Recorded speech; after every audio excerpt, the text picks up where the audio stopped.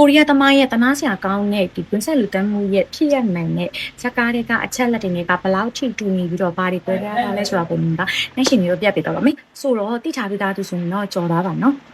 ဖြစ်ရမှန်ကိုရိုက်ကူးထားတဲ့ဇာတ်ကားနှစ်ကားရှိရပေါ့နော်ပထမတစ်ကားကတော့သူ2003ခုနှစ်မှာထွက်ခဲ့တဲ့ Memories of Murder ပေါ့နော်နောက်တစ်ကားကကျတော့အခု2016မှာ ongoing ထွက်နေတဲ့ series ပေါ့နော် Scarecrow ပေါ့နော်ဒီအဲ့ Scarecrow ကိုလည်း review ပေးထားရပေါ့နော်ဒီ Memories of Murder ကတော့အရင်ကြာသွားပြီဆိုတော့လေနင်ကဒီ Scarecrow နဲ့ပဲရှင်းပြီးတော့ပြောရမယ်ပေါ့နော်ဒီ Scarecrow ထဲမှာဆိုရင်ဒီတန်းမှုဖြစ်နေတဲ့မျိုးတွေကခံစားမှုလေးပေါ့နော်ဒါပေမဲ့တကယ်အပြင်ဖြစ်ရမှန်ကတော့မှန်ဆောင်ဆိုတဲ့မျိုးလေးမှာဖြစ်ခဲ့ရပါပေါ့နော်အပြင်မှာပေါ့နော်ဒီတရားခံက1986ကနေ1991ဆိုရဲ9နှစ်တာကာလအတွင်းမှာသူကဒီပွာဆောင်ဆိုတဲ့မျိုးလေးမှာနေတက်မှုသူ10ခုသူကကျူးလွန်ခဲ့ရပေါ့နော်အဲကြောင့်ပွာဆောင်စီရဲ့မာတာဆိုပြီးတော့ဒီရိုက်ရှာရှိရဆိုရင်အဲ့မှုထွက်လာမယ်ပေါ့နော်အဲ့သူကျူးလွန်ခဲ့တဲ့10ယောက်ထဲမှာဆိုရင်ဒီအသက်ရှင်နေအရွယ်အကြောင်းသူလေးကအစပေါ့နော်အသက်80ကျော်အရွယ်ပေါဝင်ခဲ့ရပေါ့နော်ဆိုတော့အဲ့ဒါရနည်းနည်းတော့စိတ်မကောင်းဖြစ်စရာကောင်းတယ်ပေါ့နော်အဲ့ကိကကြတော့ DNA ဒီပညာတွေကအဲ့လိုမပေါ်သေးဘူးဆိုတော့ပေါ့နော်သူတို့ဒီတရခံကိုသူတို့ကဖမ်းဖို့အတွက်ကိုရဲဝင်ကံပေါင်း2တန်းကျော်နဲ့အဲ့လိုတန်တရားရှိသူ2000ကျော်သူတို့ကဒီစစ်ဆေးခဲ့တယ်ပေါ့နော်ဒီအမှုနဲ့မဆိုင်တဲ့သူတွေပေါ့အဲ့လိုရိုက်နှက်စစ်ဆေးတာတွေအတ္တမဝန်ခံခိုင်းတာတွေအကြောင်းပေါ့နော်လူတချို့ဆိုရင်ကိုတတ်သေးတဲ့အထိရဲဘက်ကအမှားကြီးနေအများကြီးရှိခဲ့ရပေါ့နော်ဒီ Instagram မှာဆိုရင်အချောလေးလေးဒီဘုံတည်သွားသူပေါ့နော်အဲ့လိုမျိုးcase တွေဖြစ်ခဲ့ရပေါ့နော်အဲ့ထဲမှာပေါ့နော်ဒီ8ခုမြောက်အမှုဖြစ်တဲ့73နှစ်အရွယ်မိန်းကလေးသူအိတ်ခမ်းထဲမှာအသက်ခံရမှုမှာပေါ့နော်ဒီရဲတွေကအဲ့ဒီ6ယောက်တစ်ဖက်မတန်ဆွမ်းနဲ့ Mr. Yun ဆိုတဲ့သူကဖမ်းဆီးလိုက်တယ်ပေါ့နော်အခု Scarecrow ထဲမှာဆိုရင်insult man ကိုဖ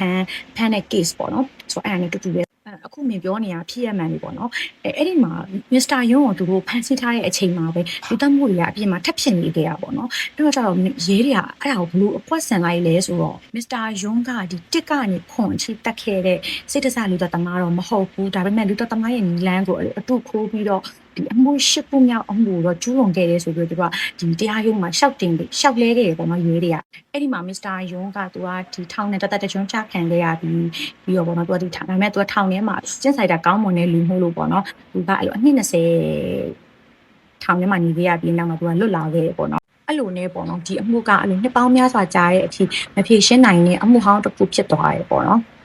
အဲ့အားကြောင့်ပေါ့နော်ဒီ2003ခုနှစ်မှာ Memories of Murder ဆိုတဲ့ရုပ်ရှင်ထွက်လာခဲ့ပေါ့နော်ဒါပေမဲ့အဲ့ရုပ်ရှင်ထဲမှာကျတော့အပြင်မှာတရားခံမမိသေးဘူးဆိုတော့သူနည်းနည်းလေးတော့တချို့အချက်လက်တွေကွဲလွဲပေါ့နော်ဒါပေမဲ့အခုထွက်တဲ့ဒီ Scarecrow မှာဆိုရင်တော့သူကတော်တော်များများကတူညီရပေါ့နော်ကံကောင်းကျင်တော့ပေါ့နော်ဒီ2019ခုနှစ်မှာကိုရီးယားနိုင်ငံမှာသူက DNA ပညာအသစ်တွေပေါ်လာပြီးတော့ကျတော့သူကဒီအလောင်းဒီပေါ့နော်ဒီပါဆောင်အမှုကလူတတ်မှုမှာတွေ့ခဲ့တဲ့အလောင်းတွေကအဲ့မှာပေါ့နော် DNA နဲ့ပေါ့နော် DNA နဲ့ဒီသူတို့ရဲ့ဒီအချင်းထောင်တွေကရာဇဝတ်ကောင်ရဲ့ DNA ကိုသူကတိုက်စစ်လိုက်တဲ့အခါမှာ100% တူညီရဲပေါ့နော်ဒီချွန်းချယ်ဆိုတဲ့သူကသွားတွေ့ခဲ့ရပေါ့နော်အဲ့ဒီမှာပေါ့နော် Mr. Lee ကပေါ့နော်သူကဒီအမှုပါဆောင်မျိုးကအမှု10ခုလူတက်မှု10ခုတွေမဟုတ်ခဲနဲ့တခြားမျိုးမှာပါအမှုက4ခုပေါ့နော်အဲဒါကြောင့်လူတက်မှု14ခုနဲ့အဲ့လိုတခြား rated အမှု30ကျော်ကျူးလွန်ခဲ့ကြောင်းသူကဝန်ခံခဲ့ပေါ့နော်အော်ဆရာကောင်းတာကတော့လူတက်သမားအပြင်မှာရှိနေတာမျိုးမဟုတ်ခဲနဲ့ဒီ1994ခုနှစ်မှာသူ့ရဲ့ခေမပေါ့နော်ခေမကိုသူကအဲ့လို rate ပြီးတော့တတ်တဲ့အမှုနဲ့သူကထောင်ကျနေခဲ့ရပေါ့နော်တော်တချုံဒီလိုပေါ့နော်အဲ့2019မှာဒါ DNA မပေါ်လာခဲ့ဘူးဆိုရင်ပေါ့နော်ဒီအဲ့တရားခံ Mr. Lee ရလေသူကထောင်ထဲမှာအဲ့လိုစံပြအကျဉ်းသားတယောက်အနေနဲ့ပေါ့နော်သူကအဲ့လိုလွတ်လာတော့မှာပေါ့နော်လူငင်းချမ်းသာဆိုရင်လွတ်လာတော့မှာပေါ့နော်ဒါပေမဲ့အဲ့ဒီသူမလွတ်လာခင်လေးမှာပဲသူက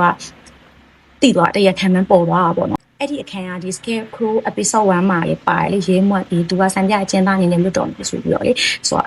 ့အပြင်ရဖြစ်ရမှန်နဲ့တော်တော်ကြီးကိုပဲသူကတူရပေါ့နော်ဆိုတော့ပေါ့နော်1986ပထမဆုံးအမှုကနေပြန်တွက်ကြည့်မယ်ဆို33နှစ်ကြာမှတရားခံအစ်စ်ကိုဖော်ထုတ်နိုင်ခဲ့ရပေါ့နော်အဲ့ဒီမှာ8ခုမြောက်အမှုကိုလည်းအဲ့တရားခံကငါပဲတက်ခဲ့တာအလောင်းကိုဘလို့ထားခဲ့တာမြေပုံကအစအဲ့လိုတေချာအသေးစိတ်နဲ့ပြောပြီးဝန်ခံခဲ့တာမဟုတ်လို့ပေါ့နော်အဲ့လိုအပြစ်မရှိထောင်ချခဲ့ရတဲ့ဒီ Mr. Yun ကို2020မှာအပြစ်မရှိကြောင်းသူတရားဝင်ကြေညာခဲ့ပြီးတော့ကြာတော့ဒီကိုရီးယားအစိုးရကနေမှသူကနစ်နာကြီးပေါ့နော်1.517 billion ကိုပေးရော်ရဲပေါ့နော် အဲ့ဒါရောအရင်ရှင်နာစရာကောင်းတယ်ပေါ့နော်ထပ်ပို့ပြီးတော့ရင်နာစရာကောင်းတာပေါ့နော်ဒီအသက်ရှင်နေအရွယ်ကလေးမလေးပေါ့နော်အသက်ခံခဲ့ရတဲ့အမှုကတော့ဒီဖာဆောင်အမှုတွေစိတ်ကူးတမှာမပါခဲ့ဘူးပေါ့နော်2019ခုနှစ်ကျမှပဲဒီတရက်ခန့်အစ်စ်ကအဲ့အသက်ရှင်နေတဲ့ကလေးမလေးတက်ပြီးတော့လေကွင်းထဲမှာလောင်းအောင်ပစ်ထားခဲ့ရဆိုပြီးတော့ဝန်ခံခဲ့ရပေါ့နော်အဲ့ချိန်ကျမှရဲတွေကိုပြန်တူးပေါ်လိုက်တဲ့အခါမှာအဲ့တုန်းကစုံထောက်တွေကဒီအယိုးစုတွေနဲ့အဝတ်စားတွေကိုတွေ့ခဲ့ပြီးနေကွာအဲ့တုန်းကဒီဖန်တရက်ခန့်ကိုဖမ်းမိပြီဆိုပြီးတော့မတန်ဆွမ်းတဲ့ဒီမစ္စတာယုံကိုဖမ်းထားတဲ့အချိန်မျိုးလို့ပေါ့နော်နောက်ထပ်လူသက်မှုတစ်ခုပေါ်လာခဲ့မယ်ဆိုရင်သူတို့ရဲ့အဲ့လိုအမားဖြစ်မှာဆိုလို့ပေါ့နော်သူတို့ကဒီတက်သေးဖြစ်တဲ့အဲ့ဒီအဝတ်စားတွေရိုးစုတွေကိုသူကဖျောက်ဖျက်ပြီးတော့လူပြောင်းမှုရင်းသူတို့ကဖိုးပွယ်ခဲ့ကြတာပေါ့နော်ဆိုတော့အဲ့ဒီအမှုကတော့ဒီ memory ဆော့မှာတာဆိုစကားရဲမှာတော့အဲ့မှာမပါခဲ့ဘူးပေါ့နော်ဆိုတော့အဲ့တော့သူတို့မသိသေးတာမို့လို့လေဒီ scarecrow မှာဆိုရင်တော့အဲ့ဒီဟာကိုရိုက်ပြပေးထားရပေါ့နော် scarecrow မှာကျတော့သူကဒီစုံတောင်းနဲ့ရှိနေကြကအားတန်ပြီးနောက်ပြီးငယ်တငယ်ချင်းအဲ့လိုမျိုးငယ်ရလို့စိတ်တန်ရရတာသူကထည့်ပြီးတော့ drama ဆန်အောင်ရိုက်ပြထားရပေါ့နော်နောက်ဒီ scarecrow ထဲမှာလည်းရဲတွေရဲ့အမားတွေသူကရဲဝင်ဖွင့်ချပြီးတော့ရိုက်ပြပေးထားရပေါ့နော်နောက်ပြီးဒီဇက်ကားတွေကစုံတောက်ကအပြင်မှာလည်းရှိခဲ့ရပေါ့နော်ဒါပေမဲ့ဒီဇက်ကားရဲ့စုံတောက်ကတော့သူကဒီသူကဒီရဲဘွားကနေအနားယူပြီးတော့ပါမောက်ခဘက်ကိုပြောင်းသွားတာလေအပြင်မှာတော့သူကဒီသူအသက်ပြည့်ရဲ့အထိသူကတာဝန်ထမ်းဆောင်ခဲ့ဒါပေမဲ့သူအင်တာဗျူးထားတဲ့ဟာတွေဆိုရင်သူကအဲ့လိုဒီအမှုမပေါ်တဲ့အချိန်ထိပေါ့နော်သူအဲ့လိုအရက်တောက်ပြီးမှသူအိပ်ပြောရဲပေါ့နော်သူအဲ့လိုညအိမ်မက်ဆိုးနဲ့သူအိပ်ခဲ့ရတယ်ပေါ့နော်အဲ့လိုမျိုးသူပြောထားအောင်တွေ့ရပေါ့နော်ဆိုတော့လေမင်းဒီကားကိုပေါ့နော်ကြည့်နေတော့ဖြစ်ရမှန်းဆိုတာကိုသိနေပေါ့တော့အဲ့လိုရန်စိတ်ထဲမှာဘယ်မှနေခဲ့ပေါ့ဒါပေမဲ့ပေါ့နော်အခုဒီဟာကိုမင်းပြောပြဖို့အတွက်အဲ့လိုတင်းစာရေးရှာဖတ်တယ်တင်းစာဆိုပိုရတင်းစာရေးအဲ့လိုအကုန်လုံးပေါ့နော်မင်းအဲ့လိုလိုက်ဖက်ပြီးနောက်မှာပေါ့နော်အဲ့လိုရှင်ထဲမှာတော်တော်ကြီးမကောင်းပေါ့ဆိုတော့အခုမြင်ပြောသွားတဲ့ဖြစ်ရမှန်ထဲမှာနားမလဲရရှင်ဒါမှမဟုတ်ရင် scarecrow ဇာတ်ကားထဲမှာအဲ့လိုကိုအရင်နားမလဲနေရာမျိုးရှိရဲဆိုရင်ကိုမမမေးလို့ရပါတယ်နော်ဆိုတော့အဆုံးထိချစ်ပြီးလို့ကျေးဇူးတင်ပါတယ်နောက်တော့ YouTube ပြန်တွေ့ပါမယ် bye